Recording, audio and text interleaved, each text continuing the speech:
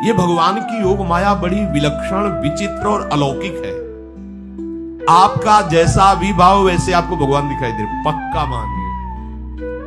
आप स्त्री भाव से देख रहे हैं तो भगवान आपको स्त्री रूप में आपके पास है, पुत्र भाव से पुत्र रूप में आप जान नहीं पा रहे, वही है, दूसरा नहीं है। हजारों बार बता चुके हैं कि ना मानने और ना जानने पर भी आपके हृदय में सत्ता उन्हीं की है। जिस दिन वो भगवान अंतर ध्यान हो जाते, प्यारे पुत्र, प्यारी पत्नी, प्यारे सुहृद मित्र आदि को आप चिता में जला देते हैं, तो था ना आपके हृदय में आदर, पर आप अनजाने से भी भगवान का ही आदर करते हो। अगर जान करके आदर कर लो तो तुम मुक्त हो जाओ इस दुख से, इस प्रपंच से। श्री भगवान कहते हैं कि मेरे अज अविनाशी स्वरूप को ये मूढ़ लोग नहीं जानते हैं, केवल वही जान सकता है जो मेरा आश्रय लेकर के मेरे को पुकारता रहता। भजन का मतलब होता पुकारना, भगवत चिंतन करना। वेदाहम शमतीतानि वर्तमानानि चार्जुन भविष्याणि च भूतानि माम तु वेद न कश्चन। हे अर्जुन, जो प्राणी भूतकाल में हो चुके हैं तथा जो वर्तमान में है और जो भविष्य में है, उन सब प्राणियों को मैं जान रहा हूं। जैसे आंवला ऐसे रख लो तो चारों तरफ से देख सकते हो, ऐसे भगवान अनंत ब्रह्मांडों को, जीवों को एक साथ देख रहे हैं। यही भगवान की भगवत्ता है, एक साथ देख रहे हैं। कोई भी जीव ऐसा नहीं है जिसको भगवान का दुलार नहीं मिल रहा हो, कहीं भी हो, अनंत ब्रह्मांड सबके लिए जो आवश्यक हो भेज रहे हैं, कोई भूखा नहीं रह सकता। एक बार वीर शिवाजी समर्थ गुरु श्री रामदास स्वामी जी के पास गए और कहा कि स्वामी जी अकाल पड़ा हुआ है, तो हमने सारा का सारा खजाना खोल दिया और सबको पवाया। तो गुरु बड़े कृपा सिंधु थे, उन्होंने देखा कि इनके हृदय में एक गर्व का अंकुरण हो रहा है कि मैं भरण पोषण किया सबका अकाल में। तो उन्होंने कहा कि शिवू यह हथौड़ा उठाओ, आओ चलो हमारे साथ। एक बड़ा पत्थर का, इसे तोड़ो। मारा, जो तोड़ा, हटाया तो नीचे मिट्टी में दबा हुआ स्वस्थ में ढके कैसा, बोले इसको किसने दिया? देखो ना कितना स्वस्थ है, पुष्ट है, इसको कौन आहार दे रहा है, इसको कौन प्राण पोषण कर रहा है? बोले भगवान। तो बोले तुम कैसे दाता बन गए?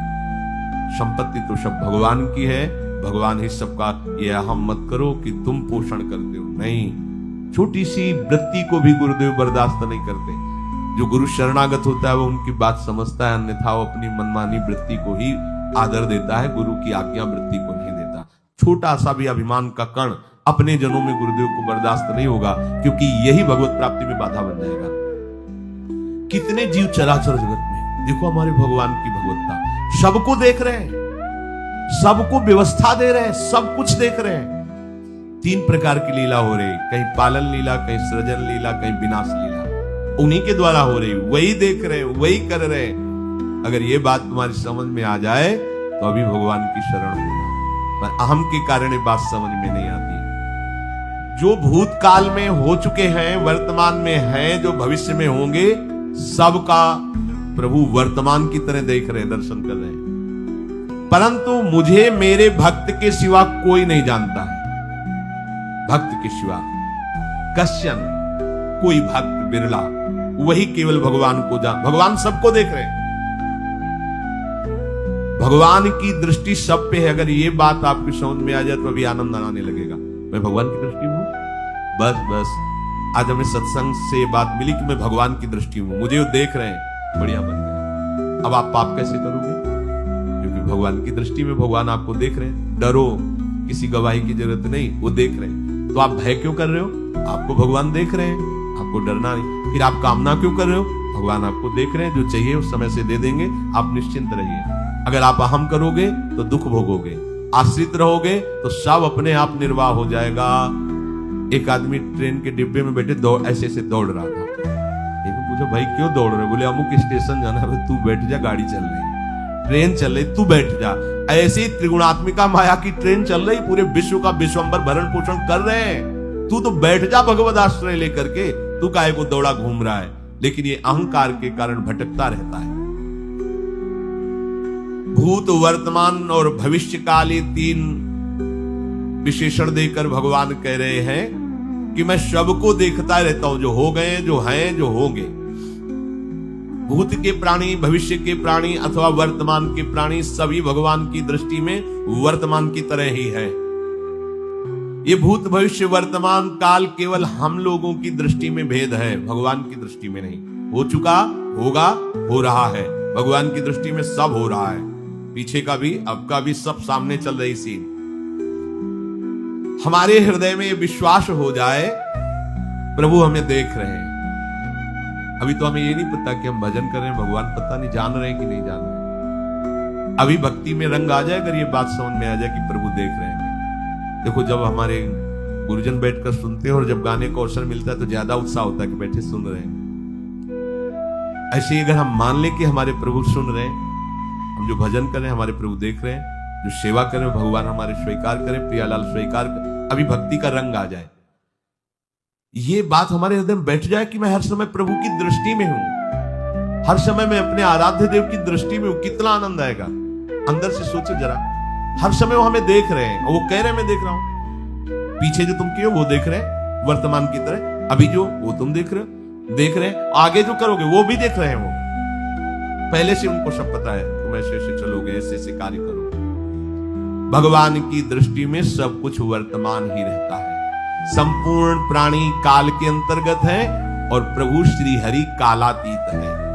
देश, काल, वस्तु, व्यक्ति, घटना, परिस्थिति ये बदलते रहते हैं, पर प्रभु श्री हरि वैसे के वैसे ही रहते हैं। काल के अंतर्गत प्राणियों का ज्ञान एक सीमित है।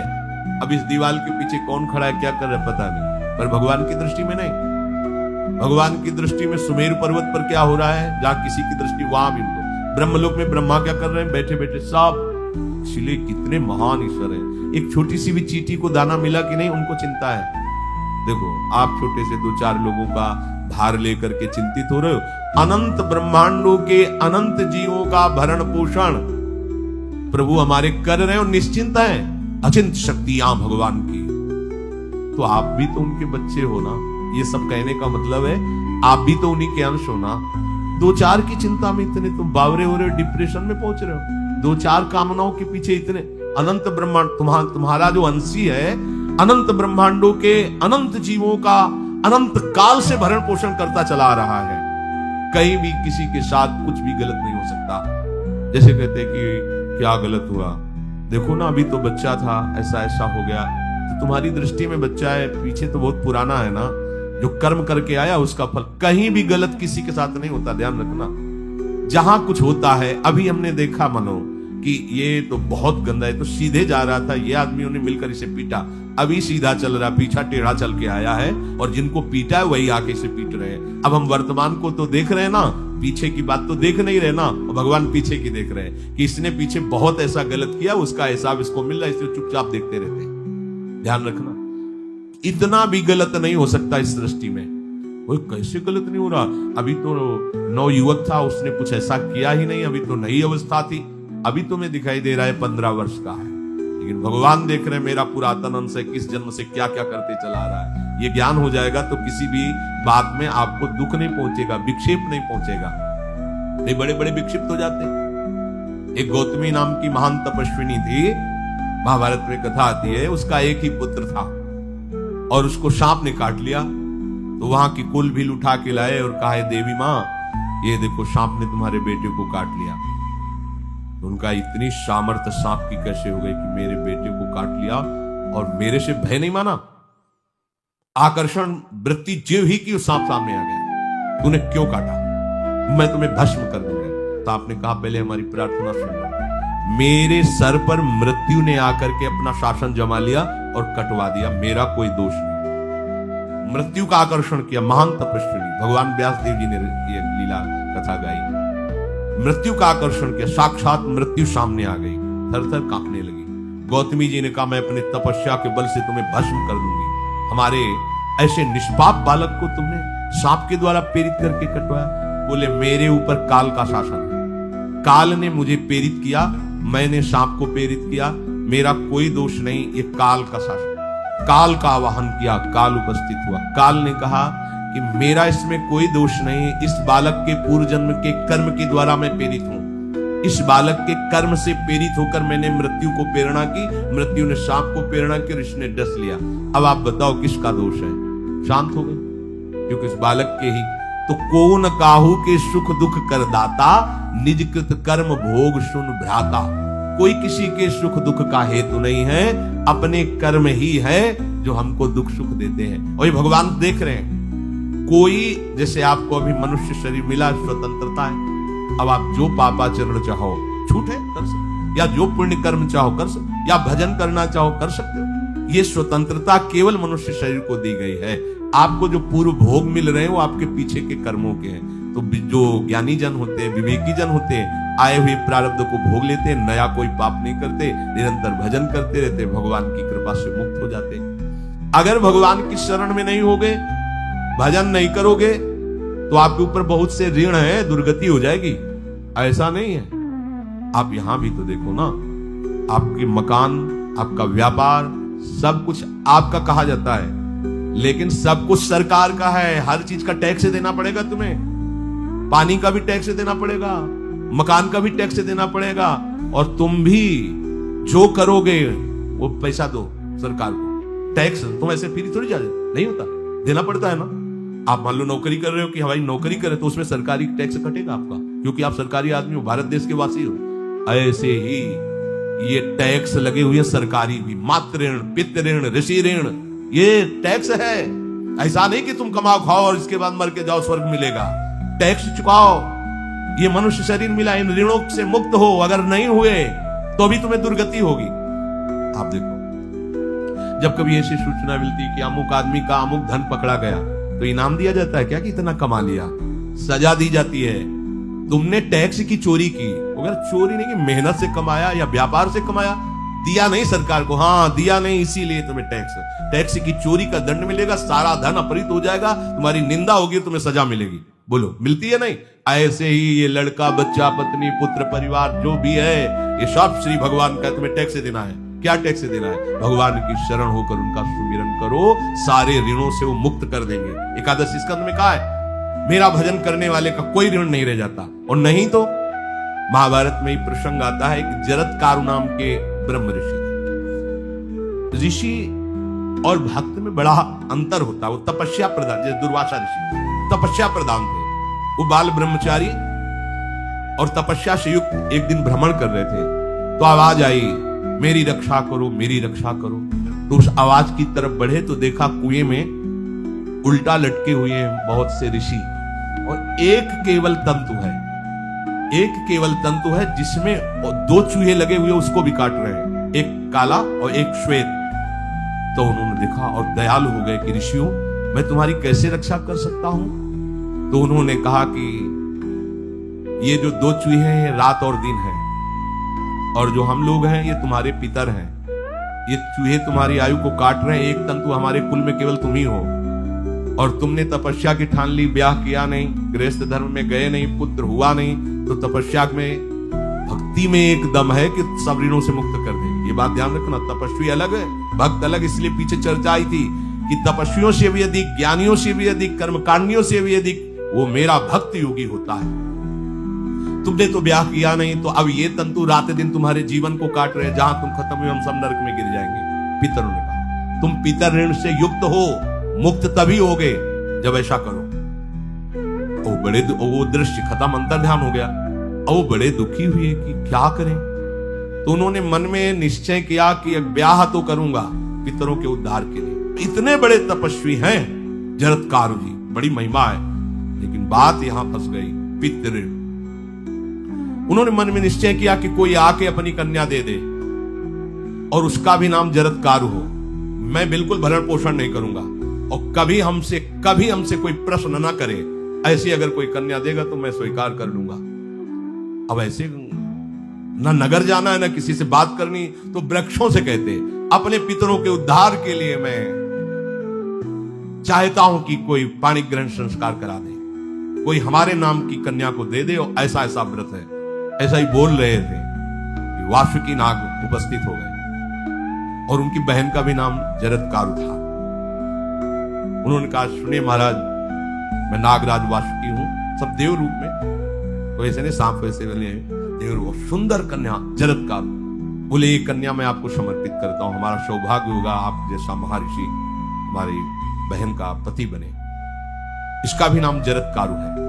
और आपकी जो इच्छा है कि मैं भरण पोषण नहीं करूंगा तो मेरे पास संपूर्ण वैभव है, आप भी पधारिए, मैं आपका भी भरण पोषण करूंगा, अपनी बहन का भी। तीसरी बात, मेरी बहन इतनी शास्त्र सम्मत आराधना से युक्त है कि वो कभी आपसे प्रश्न ही नहीं करेगी, तो उनका स्वीकार है।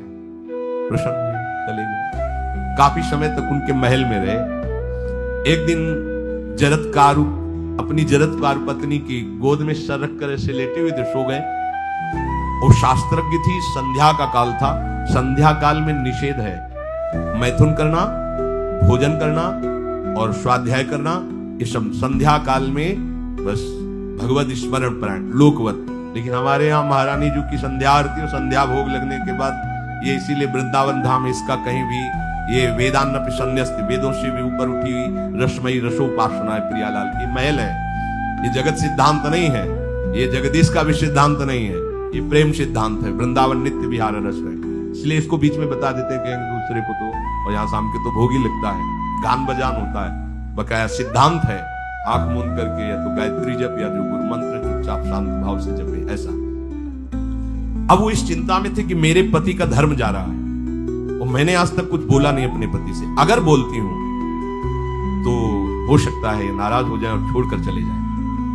अगर मुझे छोड़ देते हैं और इनका धर्म बचता है तो ये ठीक बात रहेगी। कितनी विवेकवान है। अगर ये सोते रह गए और सूर्य अस्ताचल को चले गए तो इनका धर्म लोप हो जाएगा। ये मैं होने नहीं दूंगी, अपने पति का धर्म लोप नहीं होने। और वो उस समय भी केवल एक लंगोटी लगा के रहते थे, अस्तिमात्र हो रहे सही। वहां भी ऐसा नहीं कि दूल्हा बन करके सर नहीं, वैसे ही केवल पितरों की तृप्ति के लिए उन्होंने बात स्वीकार की थी। उन्होंने कहा महाराज उठिए, संध्या का समय है, शास्त्र निषेध करता है इस समय सोना नहीं चाहिए, नहीं आपके धर्म का लोप हो जाएगा। महाराज उठिए, सूर्य अस्ताचल को बस पहुंचने ही वाले हैं, उठिए। उठे एकदम लाल आंख करते हुए, तुमने हमें टोका कैसे, तुमने हमसे प्रश्न कैसे कर दिया, मैं अभी तुम्हारा त्याग करता हूं।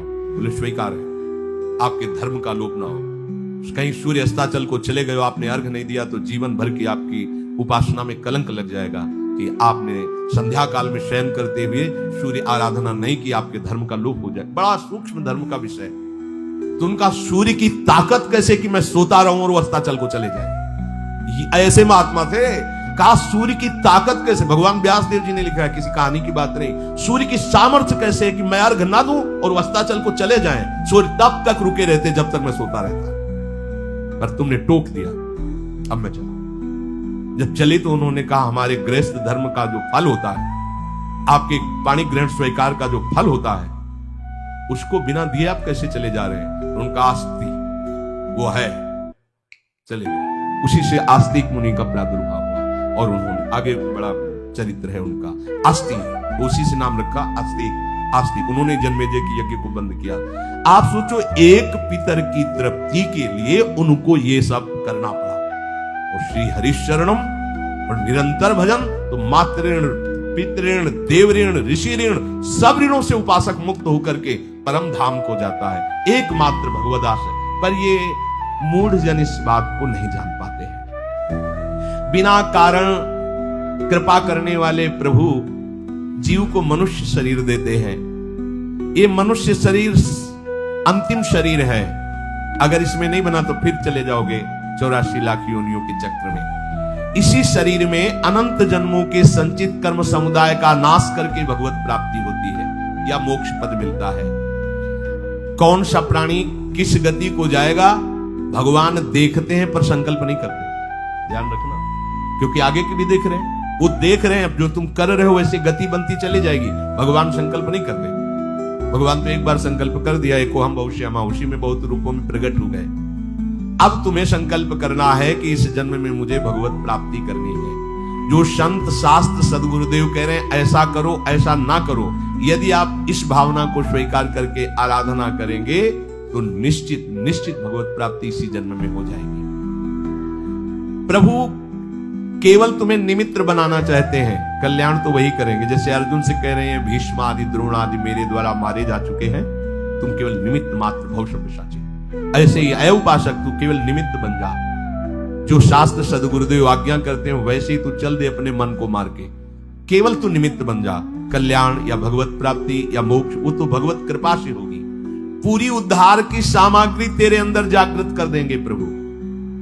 केवल तू निमित्त बन जा, मेरी कृपा तेरी सारी बात बना देगी।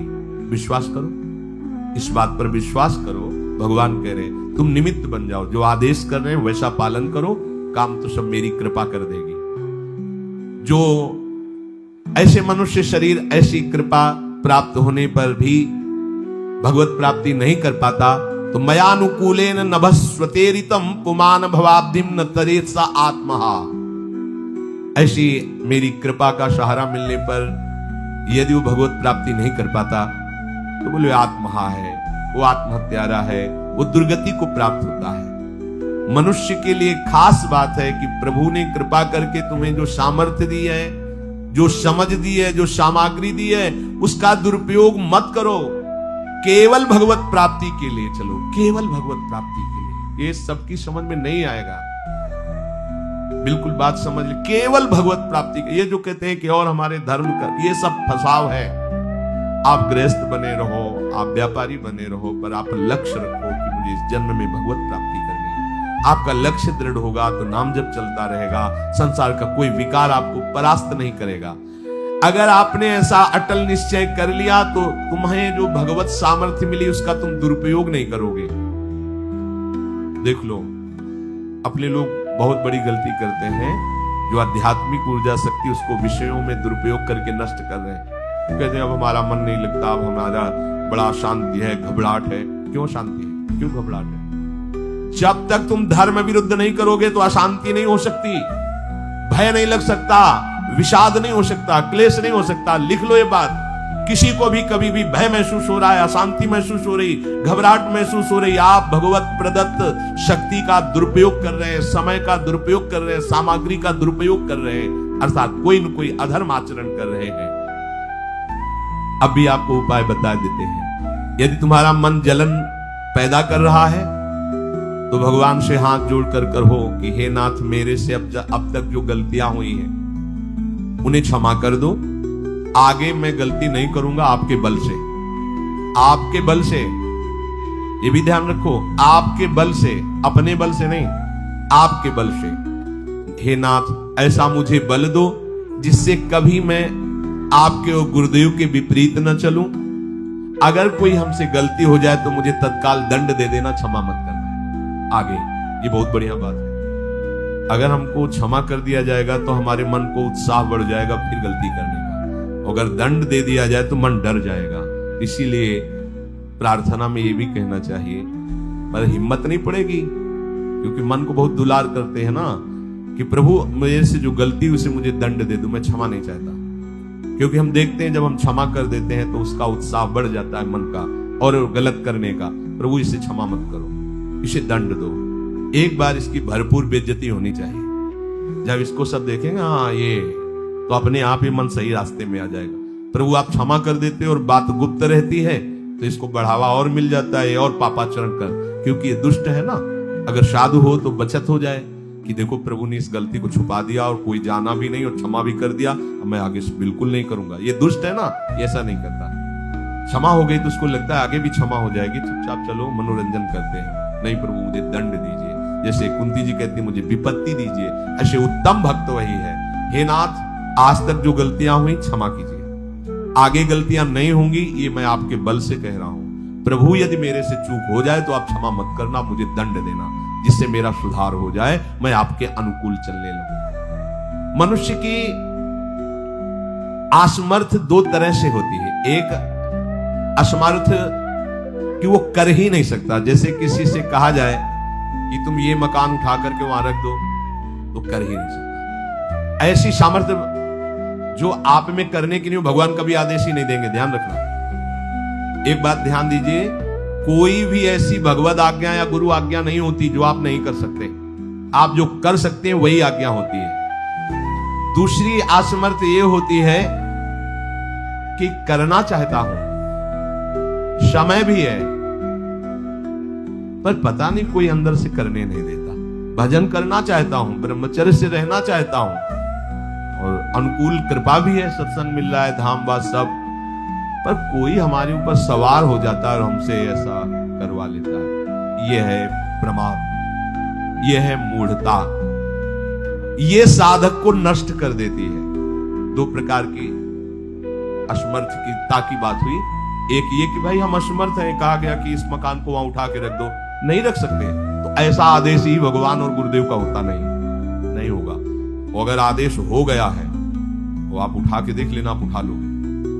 अगर आपको यह ध्यान रहा कि गुरुदेव की आज्ञा है, हरि की आज्ञा है, हो जाएगा। हम कई बार आपको कहा है, अंगद को ऐसे मसल दे, ऐसे वीर थे रावण की सभा में, पर राम प्रताप सुमिरपन रोपा।